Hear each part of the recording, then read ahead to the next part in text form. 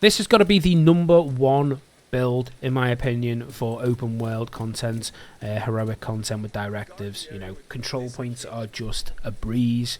Activities as well, whether it's solo or group play, you're going to find this so fun. I don't know what you're waiting for. You need to make this build.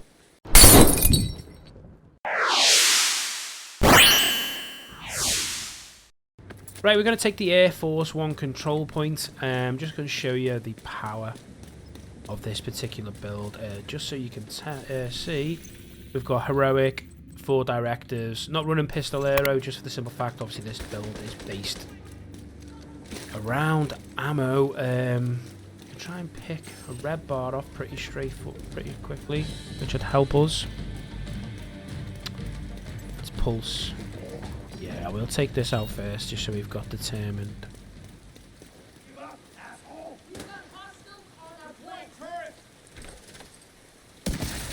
Right. 76 million. Oh, missed that one though. Right. We get up on this wing. It'll be a good vantage point for obviously the control point. And then when we've cleared it, we'll go up onto Air Force One. Ooh, we've got a big guy here. Oh, he's actually fighting against them.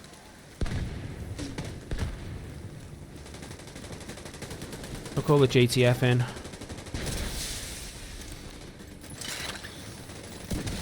Reinforcements incoming.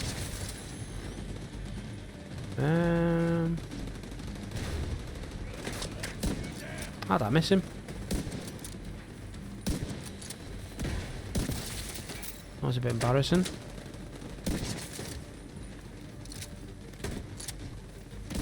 Oh no.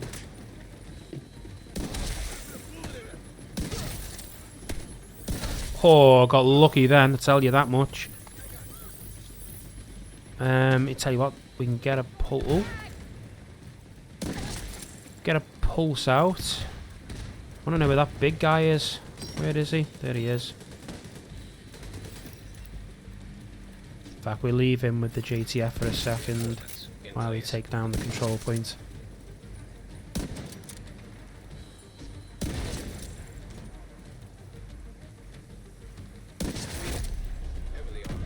He's still down there. Can you see? Watch this. Named enemy. Can you see how ridiculous this build is? If you haven't got this build, what are you doing?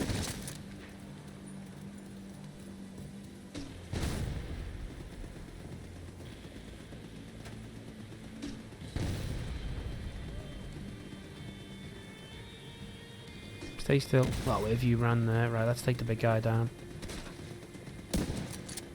His headshot's gone.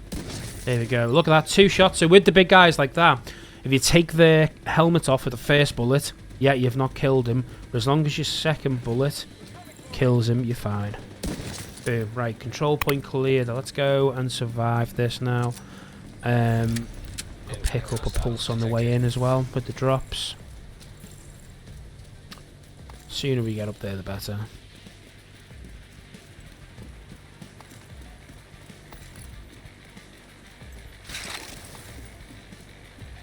Where have they come from? Oh, oh god, this way. Haven't been this way for a while. You're not going anywhere. Guess I'm solo.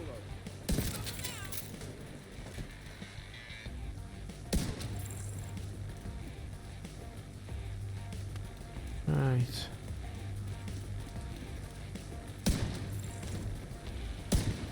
Ooh. Ooh, he's dodging and weaving. Not good enough though.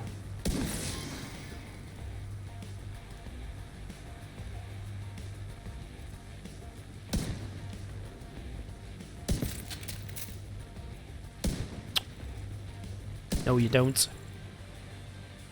I was going to say it was a bit delayed. Probably because they killed him a bit too quick. 70 million. Oh, missed that. Oh, I'm not. I've lost me determined, I think. No, I haven't.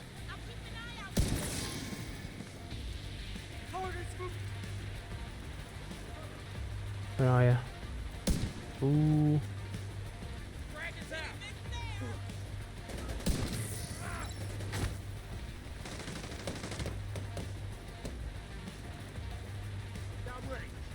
He's a bit close for me.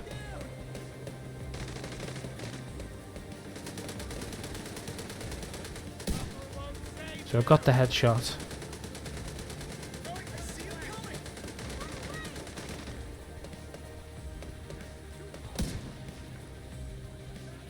Oh, he's dodged it. Perfect headshot. So as you can see, this build is so broken, it's unbelievable. If you aren't running it, I don't know what to tell you. Get this build now. Right, so firstly we're going to talk about the specialization and why I use sharpshooter.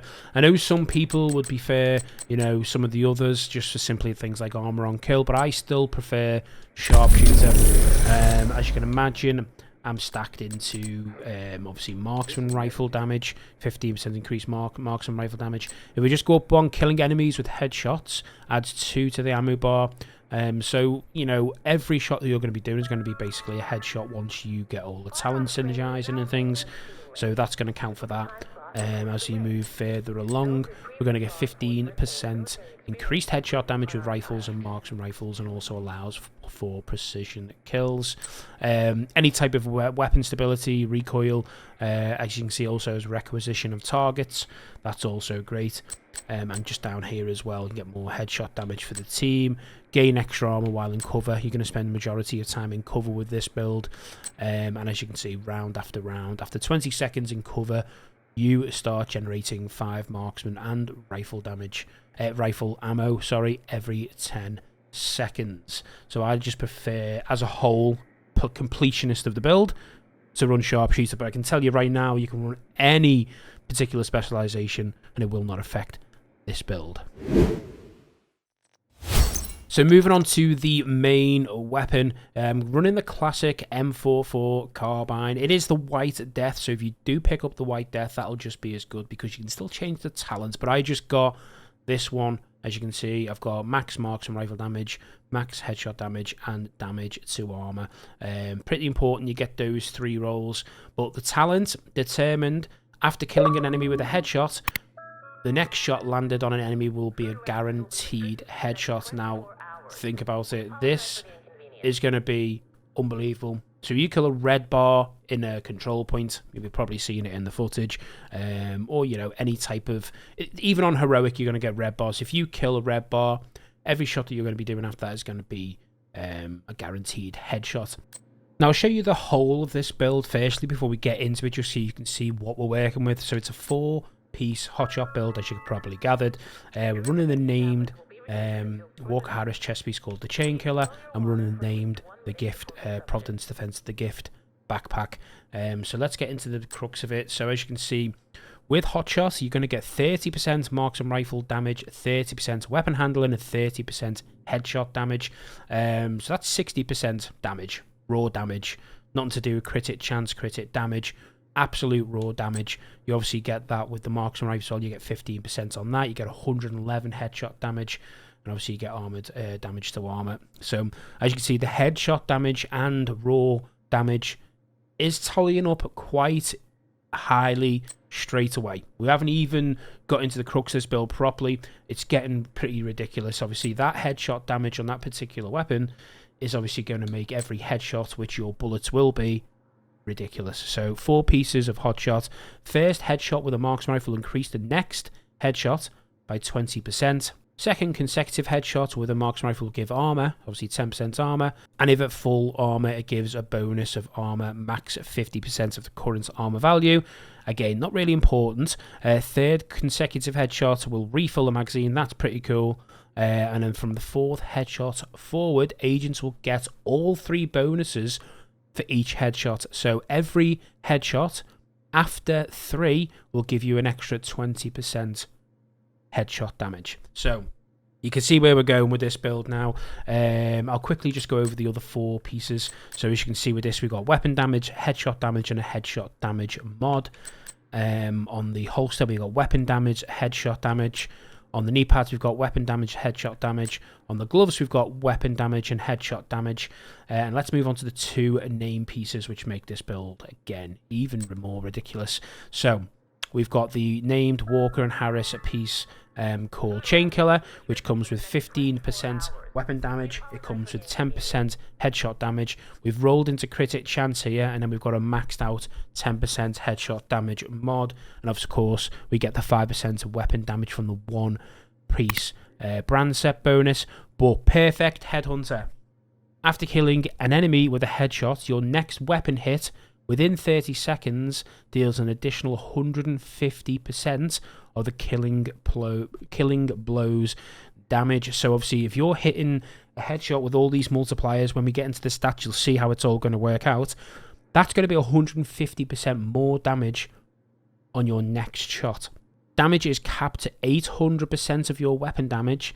This is raised to 1250% if your headshot damage is greater than 150%, which it will be. So again, just another vital piece to make this build so OP. And then finally, we're going to move on to the Providence Defense name backpack called The Gift. This obviously comes with 15% headshot damage for the 1-piece Providence Defense. It comes with 15% weapon damage, and then we've rolled critic chance, headshot damage, and headshot damage mod as well. Perfect vigilance is the talent, increasing the total weapon damage by 25%. Taking damage disables this buff. So you're going to be playing from range, whether you're playing solo or in a group, quite a lot. So if you imagine all the headshot damage bonuses that we're getting from the gun itself, 111%. Obviously, take into consideration the marksman rifle damage and weapon damage as well. It's all raw damage. Obviously, we've got the headshot bonuses from the Hotshot build. We've got the headshot damage from the Perfect Headhunter. We've obviously got all the headshot damage with the 1-piece Providence and all these. This build is absolutely overpowered. Obviously, the only downside to it is the fact that your armor is quite low. But if you're playing at a distance, playing tactical, after an hour or 2 of playing this game as well, you're going to find you're going to be hitting a lot of your shots with the build. You get used to the sniper rifle. So yeah, let's move over to the stats so you can see how ridiculous this particular build is. As you can see, look at that weapon damage, 1.1 million weapon damage. Obviously, don't really take any consideration of what the critic chance and damage is, but if you have a look at that headshot damage, 316% headshot damage. It is so overkill. As you can see, it's just absolutely ridiculous. We've obviously got good accuracy and stability for obviously snipers. You know, people who are sniping may not be accurate, especially at the beginning, but as I say, you will get used to it. We've got reload bonuses because the carbine does reload pretty slow. So we do have those bonuses in place. And yeah, you can see here, all weapon damage bonus, because obviously of all just the weapon damage, you know, core attributes, 105%, 60% rifle damage bonuses. I can't stress enough how this build is an absolute cheat code. And I've recently just hit level 25 expertise, so eventually when I obviously upgrade this to level 25, that's going to be an extra 25% weapon damage. When I level up all these pieces, we're obviously going to get all the armor bonuses. I may get around about 1 million armor. I'm not too sure how much armor you do get. I think it's about 30k per piece actually, if I think about it. So you're going to be a little bit more tankier, but honestly, you're going to see from the footage before and after this build how ridiculous it actually is. And I can't stress enough how much it's made my life farming control points with 4 directives. I don't use Pistolero because obviously you are reliant on ammo, so I just run it with 4 directives. But heroic content with 4 directives, especially control points, it's just a breeze as a solo player. As for the skills, the reason I'm using the pulse and the striker drone, pretty simple. Because I run Fog of War, I like to keep on pulsing just to make sure I can keep a good eye on where everything is around me. And with the assault drone, obviously it's going to do a little tiny bit of damage, but it's also good. It's going to act like a decoy. It's going to take the eyes off me to a certain extent. But yeah, that is the build. Any questions about it, let me know in the comments. If you think of a way where you can make this even better, let me know down below. But I'm really interested to know how everybody, obviously it's not a new build, but if I didn't know about it a few weeks ago, there's going to be plenty of players that didn't know about it either. So let me know down in the comments how you find this particular build. Let me know down in the comments as well if this build has improved your current hotshot build. Maybe you've got a hotshot build but you haven't utilized the chain killer, the gift. Just let me know what you think overall. And yeah, if you are new to the channel, don't forget to hit that like button for me, subscribe for more Division 2 content, and yeah, Thank you for your that's the cooperation. video.